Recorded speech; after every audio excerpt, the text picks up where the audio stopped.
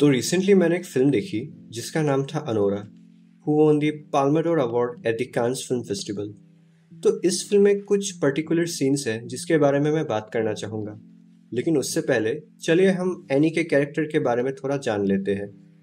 हमें फिल्म में दिखाया जाता है कि एनी एक रशियन एस्कॉर्ट है जो न्यूयॉर्क में रहकर एक क्लब में अपना वर्क कर रही है, जहाँ से हमें एक बेसिक फिल्म का थीम इंट्रोड्यूस कराया जाता है कि how the different classes in the society works, चाहे वो टॉरस हो या फिर इगोर, सब लोग अपना बॉडी एंड टाइम एक rich portion of the society को सेल कर रहे हैं just to earn their half of the money.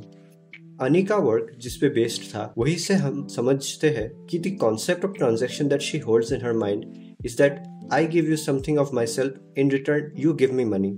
वो नहीं जानती कि what it feels to just be with someone, and that's why जब उसके लाइफ में वान्या आता है, एनी को लाइफ में फर्स्ट टाइम किसी के साथ होने का एहसास होता है। हाँ, अब वो बात अलग है कि what Vanya was thinking, but in my opinion what Annie felt was real. अब obviously money was a crucial factor here. We can also say that maybe Annie didn't fall for Vanya, but she fell for a fantasy of living a lavish lifestyle. Maybe consciously or subconsciously she was thinking about this. Now, जब finally Vanya उसे छोड़कर भाग जाता है and taurus उसे कहता है कि he is just a spoiled brat, तब हमें समझ में आता है कि अनी को कितना बड़ा शॉक हिट हुआ है। एंड उसी शॉक से रिलेट करते हुए हम देखते हैं Igor who is sympathising Annie from the beginning because he knew what has happened to her, and that's why हम उसको देखते हैं कॉन्स्टेंटली एनी के लिए केयर करते हुए, from saying sorry for grabbing her to giving her scarf and also asking Vanya to apologize to her.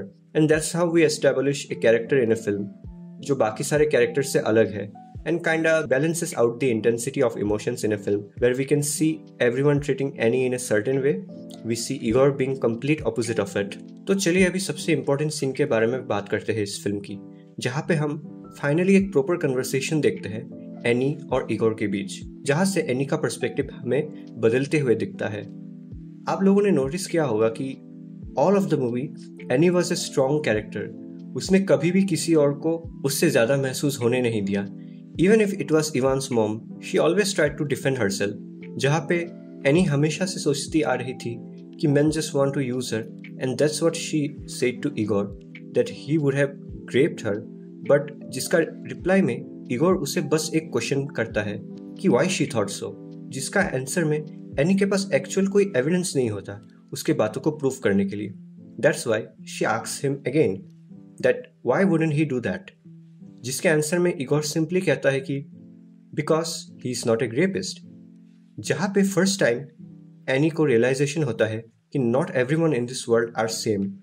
And ठीक दूसरे ही सीन में जब एनी को इगोर वो वेडिंग रिंग देता है, we see her trying to give Igor what she always thought men want, but when Igor doesn't react and just tries to hold her and kiss her, Annie bursts into tears, finally realising all the trauma she was holding for so long. To be honest, मुझे इस film की सबसे अच्छी बात ये लगी कि how it shows that कुछ पर्टिकुलर लोगों को हमारे सोसाइटी में कितने निचले नज़रों से देखा जाता है, एंड जस्ट बाय दैट वो लोग भी यही सोचते हैं कि nice people don't exist.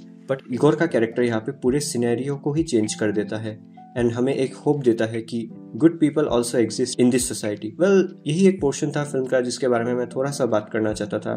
Well, I am working on some new videos, so मुझे थोड़ा सा टाइम चाहिए उनको एग्जैक्टली एग्जीक्यूट करने में। तो अभी के लिए बाय, मैं मिलता हूँ आप लोगों से किसी और वीडियो में।